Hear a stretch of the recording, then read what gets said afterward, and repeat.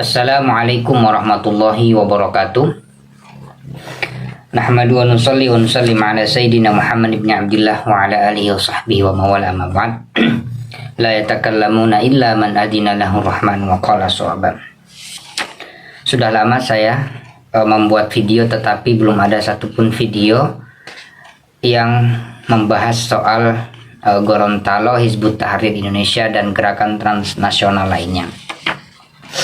Sesungguhnya Gorontalo adalah sebuah provinsi pemekaran dari Sulawesi Utara. Umurnya masih sangat muda, tetapi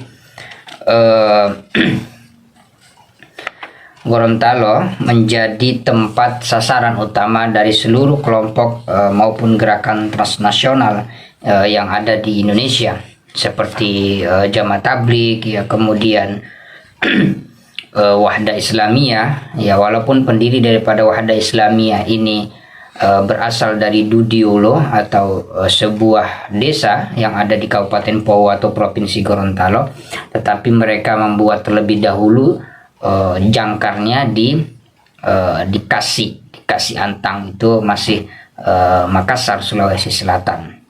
Kemudian berbasis juga di Perumnas, ya, di Perumnas. Nah, didirikan oleh Zaitun Rasmin dari keluarga atau PAM Rasmin itu sendiri. Ada juga organisasi seperti Nahdlatul Ulama, kemudian Muhammadiyah, kemudian SI Syarikat Islam, dan masih banyak yang lainnya termasuk juga Forum Pembela Islam. Dan tak kalah pentingnya, Gorontalo menjadi sebuah perhatian tersendiri bagi kelompok maupun aktivis Hizbut Tahrir Indonesia. Hingga saat ini walaupun sudah dibubarkan, tetapi mereka masih menyebarkan paham-paham anti Pancasila, ingin menggantikan sistem khilafah Islamiyah dan lain sebagainya. Nah, mengapa ada satu prinsip di dalam masyarakat Gorontalo yang kita kenal dengan adati hula atu syara'a hula'atu Qur'ani. Maksudnya adat bersendi syara' bersendi kitabullah Al-Qur'anul Karim. Memang agak mirip dengan Minang, dan ini menjadi satu pintu masuk oleh kader maupun aktivis Hizbut Tahrir Indonesia di dalam mendoktrin masyarakat Gorontalo. Salah satunya misalnya seperti mereka mengatakan bahwa ada kesesuaian antara prinsip bernegara di Gorontalo maupun di dalam perspektif Hizbut Tahrir Indonesia. Apa itu? Ingin menegakkan ajaran Islam, nilai-nilai dan lain sebagainya. Ini salah satu pintu masuk yang dilakukan oleh para aktivis Hizbut Tahrir Indonesia yang ingin mengembalikan dan menegakkan yang namanya sistem khilafah Islamiyah. Kemudian negaranya dinamai negara khilafah, ideologinya adalah ideologi Islam, nanti adalah Al-Quran dan As-Sunnah. Nah, sejak kapan bisa diperkirakan Hizbut Tahrir Indonesia itu masuk di Provinsi Gorontalo? Setidaknya dari berbagai macam riset, berbagai macam penelitian dan data yang ada, setidaknya di menjelang akhir 2008 atau lebih tepatnya penyebaran mulai difokuskan itu di tahun 2009.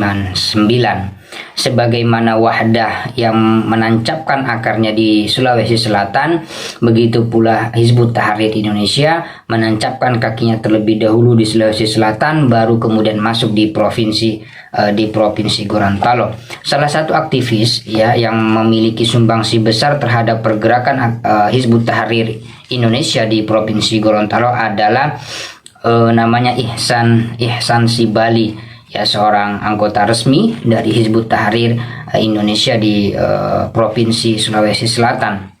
Walaupun saya tidak pernah berdebat, tetapi saat itu saya masih pernah berdebat dengan pengurus DPD daripada Hizbut Tahrir Indonesia di Makassar, tetapi tidak ada namanya Ihsan Sibali, tetapi dia merupakan pintu masuk dan penyebar doktrin khilafah Islamiyah di provinsi Gorontalo.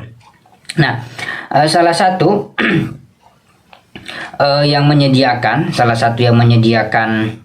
wadah terkait dengan eksistensi penyebaran Hizbut Tahrir di Indonesia, dan menjadi satu sejarah yang tidak bisa dilupakan ketika semua para periset berbicara tentang Hizbut Tahrir di Indonesia di Gorontalo, yaitu KHMI.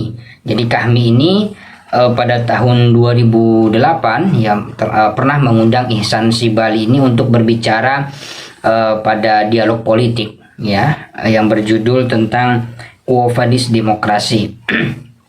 Nah, jadi itu menjadi awal muasal oleh para periset untuk mengatakan bahwa ketika diskusi itu menjadi titik awal di mana pemikiran maupun perspektif Hizbut Tahrir Indonesia mulai menyebar di provinsi Gorontalo. Jadi mereka ini adalah as-sabiqun al-awwalun di Gorontalo. Nah, jadi sasaran utama daripada aktivis Hizbut Tahrir Indonesia yang berasal dari Makassar untuk ke provinsi Gorontalo adalah masjid-masjid ataupun kampus, ya, khususnya adalah Universitas Gorontalo, kemudian juga kampus-kampus lain seperti IAIN Sultan Amai Gorontalo, ya, kemudian ada Universitas Ihsan Gorontalo, kemudian UG Universitas Gorontalo, kemudian Poligon Universitas Politeknik Gorontalo, dan UMG Universitas Muhammadiyah Gorontalo. Nah, semua kampus itu pernah dimasukin oleh kelompok Hizbut Tahrir di Indonesia, dan saya masih yakin di semua kampus itu masih ada aktivis-aktivis mereka yang menyebarkan secara diam-diam, dan ini membutuhkan filterisasi yang canggih dari masing-masing rektor yang ada di kampus itu. Jangan sampai mereka memelihara harimau di dalam karung. Nah, dan hingga saat ini aktivis-aktivis Hizbut Tahrir Indonesia itu masih berkeliaran, dan terkadang pula diwadahi oleh berbagai macam elemen pemerintahan, bahkan di sekolah-sekolah, bahkan hingga saat ini masih ada sekolah yang memberikan wadah itu, ya. Anda bisa keliling di Provinsi Gorontalo, Anda bisa melihat data-data yang ada di kepolisian, yang ada di Badan Intelijen Negara, kemudian di Detasemen Anti Teror 88 Mabes Polri. Itu Anda akan melihat bahwa ada data di mana banyak sekolah-sekolah atau tempat-tempat pendidikan yang hingga saat ini masih dikuasain oleh kader Hizbut Tahrir Indonesia. Nah, apa yang saya katakan bahwa hingga saat ini di Provinsi Gorontalo masih ada kelompok Hizbut Tahrir Indonesia, ada setidaknya yang bisa kalian tampak lihat yang kemarin ketika kejadian seorang penulis simpatisan, ya, setelah saya telusuri memang tidak ditemukan kartu anggotanya, atau saya belum mendapatkan bahwa dia sudah dibayar atau belum, tetapi saya bisa pastikan dia adalah simpatisan dari pegiat khilafah Islamiyah yang kemudian menulis di Gorontalo Post, dan Gorontalo Post telah meminta maaf atas peliputan daripada tulisan yang menurut saya itu sangat berbahaya. Dan terima kasih kepada Gorontalo Post, karena kalau saat itu saya tidak koar-koar, tentunya itu tidak akan menjadi perhatian serius khususnya oleh pemerintahan. Nah, jadi ada gunanya juga media sosial ini untuk mengcounter gerakan-gerakan yang sebenarnya mereka anti demokrasi tetapi memanfaatkan demokrasi untuk kepentingan politik global mereka dan menjalankan visi misi yang diperintahkan oleh Amir maupun tokoh-tokoh mereka yang ada di nasional maupun internasional. Nah, hingga saat ini pun masih ada masjid-masjid juga yang mengadopsi atau membacakan doktrin-doktrin maupun teks-teks yang telah dibuat oleh simpatisan maupun aktivis Hizbut Tahrir Indonesia. Nah, salah satu sorotan saya adalah kumpulan yang bernama DMDI, Dewan Masjid Digital Indonesia. Nah, jadi ketika Anda membaca tulisan DMDI ini jangan dialamatkan sekedar pada Yusuf Kala. Ini berbeda. Ya, DMI kalau mereka tuh DMI, Dewan Masjid Indonesia. Ini DMDI, Dewan Masjid Digital Indonesia. Nah, ini adalah sebuah grup, ya, sebuah grup di media sosial.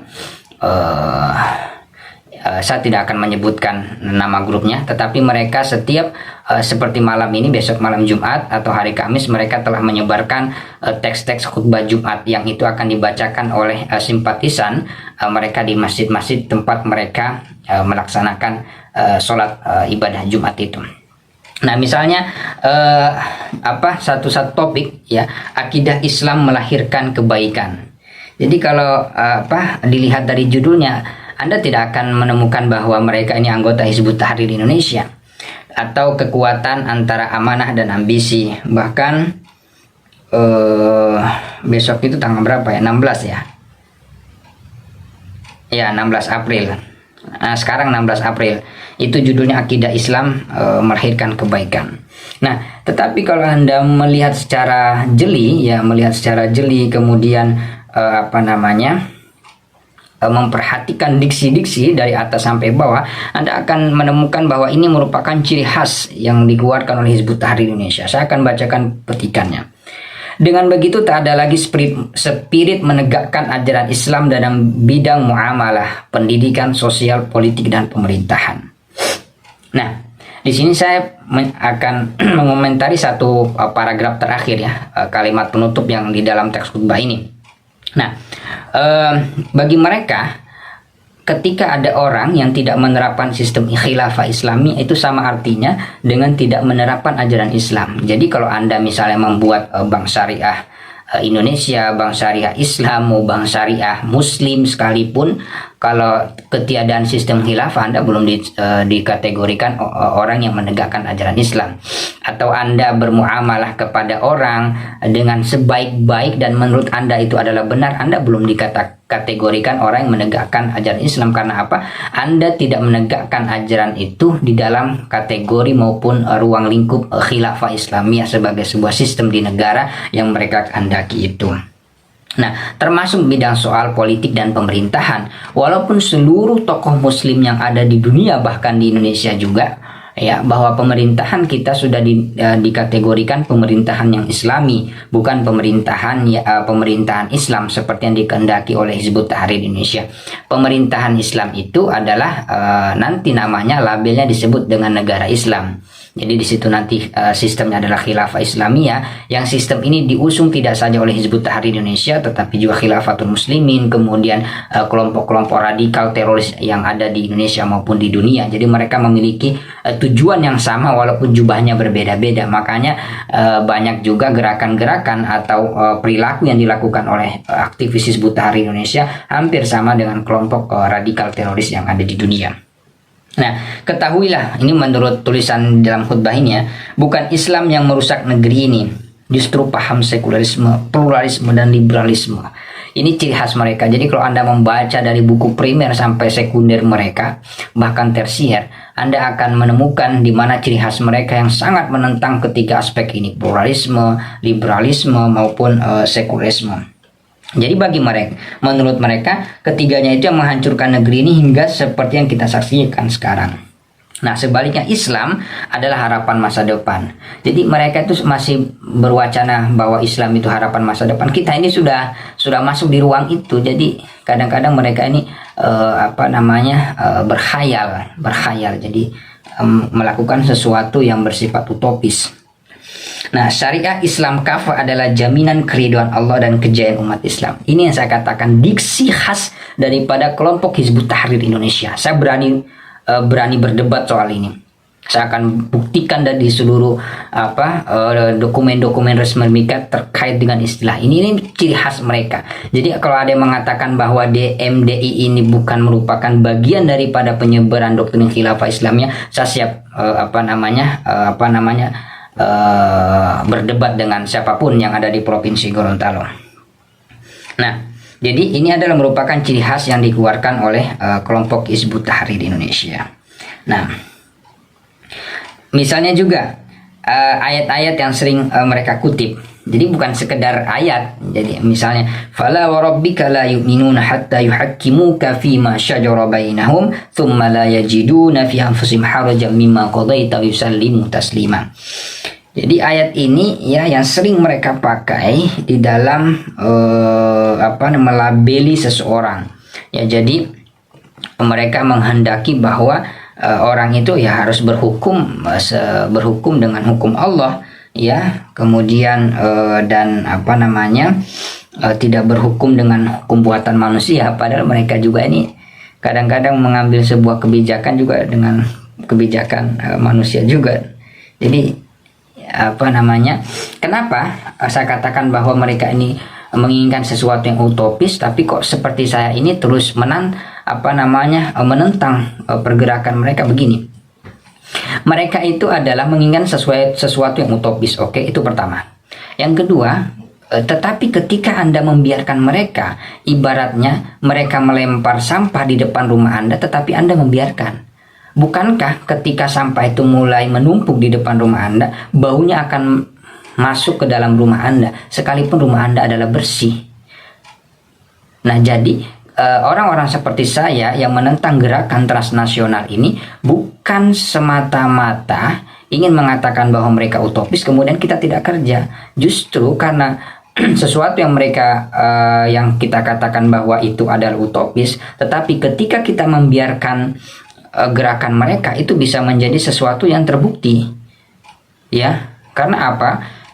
Keburukan yang dilakukan secara terus-menerus akan dilihat baik oleh orang masyarakat. Ibaratnya gini, sederhana. Kalau Anda panuan, kalau Anda panuan sekujur tubuh, kemudian Anda berjumpa orang akan mengatakan kepada Anda, putih banget kulitnya. Padahal sebenarnya bukan putih. Kenapa orang katakan putih? Padahal dia panuan. Orang tidak tahu kalau dia panuan. Ya kan? Karena sudah sekujur tubuh panuannya, akhirnya orang mengatakan adalah putih. Nah, begitu juga kalau gerakan transnasional ini terus dibiarkan tanpa ada kendali yang tegas dari pemerintah, khususnya Provinsi Gorontalo, dan mengatakan bahwa kan mereka sesama Islam, bro. Bapak, Ibu, siapapun pejabat yang ada di Gorontalo, kita sekarang bukan berbicara tentang Islam atau bukan Islam. Anda menentang gerakan khilafah Islamiyah yang dipelopori oleh kelompok Hizbut Tahrir Indonesia dan kelompok radikal terorisnya, sama sekali Anda tidak menentang ajaran Islam. Karena apa? Nabi Muhammad sejak menjadi orang pertama di dalam pemerintahan dan di dalam gerakan politik yang dilakukan oleh Nabi sama sekali tidak mewajibkan namanya khilafah Islamiyah. Tidak ada bukti konkret sama sekali. Makanya Nabi itu mewariskan kepada kita adalah Piagam Madinah, Mitsaqul Madinah, bukan khilafah Islamiyah. Dan kalau Anda baca seluruh teks-teks yang ada di dalam Piagam Madinah atau Mitsaqul Madinah itu, sama sekali tidak ada tertulis dan termaktub yang terkait dengan khilafah Islamiyah. Yang penting bagi kita adalah menerapkan nilai-nilai Islam di dalam konteks apapun, termasuk di dalam demokrasi. Jadi saya berharap kepada pemerintah Provinsi Gorontalo, saya sangat berharap, jangan main-main dengan kelompok mereka ini. Mereka ini ibarat harimau. Iya, ibarat harimau yang kalau Anda pelihara, suatu saat akan menerkam Anda sendiri. Dan itu sudah terjadi di belahan bumi lainnya. Orang-orang yang berantem, berkelahi di Timur Tengah itu bukan perkara sekedar politik, tetapi perkara bahwa mereka menganggap satu sama lain saling benar sendiri. Jadi Anda memberikan wadah kepada kelompok Hizbut Tahrir Indonesia, Anda tidak membayangkan bahwa Anda sendiri dikategorikan sebagai pelaku maksiat oleh mereka sendiri. Karena apa? Anda belum memperjuangkan maupun menegakkan khilafah Islamiyah. Jadi harapan saya, kalau ada khutbah-khutbah ya dari DMDI, ya Dewan Masjid Digital Indonesia yang ada di Provinsi Gorontalo, lebih baik Anda tidak membacanya. Karena apa? Ini bukan terkait dengan ketidaksukaan kepada Islam, ya, bukan terkait dengan ketidaksukaan pada Islam, tapi Anda ketika membaca atau menyebarkan dan terlibat di dalam gerakan mereka, itu sama artinya Anda menentang negara kesatuan Republik Indonesia yang merdekanya dibayar oleh jerih payah, keringat dan darah oleh para ulama dan para syuhada kala itu, dan tidak ada sama sekali dari kelompok Hizbut Tahrir Indonesia yang memperjuangkan Indonesia. Justru mereka yang ingin mencabik-cabik kita, memutus silaturahim kita lintas agama antara muslim dan non-muslim, dan kelak mereka akan mempertikaikan kita antara timur dan barat ketika khilafah Islamnya itu tegak. Karena apa? Sama sekali konsep itu tidak bersahabat dengan kelompok lain selain kepada sesama mereka atau orang-orang yang memfasilitasi mereka. Jadi jangan terkecoh oleh label Islamnya. Mereka selalu menggunakan label Islam itu. Jadi ingat, waspada masjid-masjid Anda ya, ketika ada khutbah-khutbah yang dibacakan dari kelompok Hizbut Tahrir Indonesia, Kalau Anda ingin bertanya kepada saya, misalnya ini ada khutbah temanya begini, boleh. Saya menerima konsultasi kapan saja. Media sosial saya terbuka, ya, dan saya sangat aktif. Jadi Anda bisa bertanya ketika Anda mendengarkan khutbah-khutbah dengan judul apa, nanti walaupun dia berbentuk tulisan, saya bisa searching, saya bisa mencari, dan saya memiliki banyak informan di Provinsi Gorontalo sendiri. Terima kasih. Jaga Provinsi Gorontalo jangan sampai menjadi tempat tumbuh kembangnya gerakan transnasional Indonesia, khususnya kelompok radikal teroris serta pintu-pintu yang masuk untuk atau embrio-embrio yang melahirkan kelompok radikal teroris lainnya. Terima kasih. Wassalamualaikum warahmatullahi wabarakatuh.